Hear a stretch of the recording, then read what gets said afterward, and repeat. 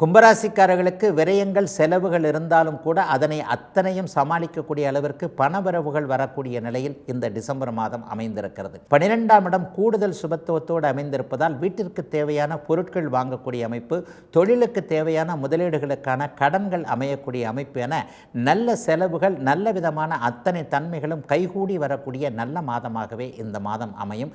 ஆகவே கும்பத்திற்கு கவலைகள் எதுவும் இல்லாத நல்ல மாதமாக இந்த மாதம் அமையும். அடுத்த வருட ஆரம்பத்திலேயே உங்களுக்கு ஜென்மச்சனி விலகக்கூடிய அமைப்புகள் இருப்பதால் இந்த மாதம் டிசம்பர் மாதம் சில பல அஸ்திவார அமைப்புகளை, அதாவது சந்தோஷத்திற்கான காரணங்களை செயல்படுத்தக்கூடிய சில நிலைமைகள் ஏற்படக்கூடிய நல்ல மாதமாக இந்த மாதம் அமையும்.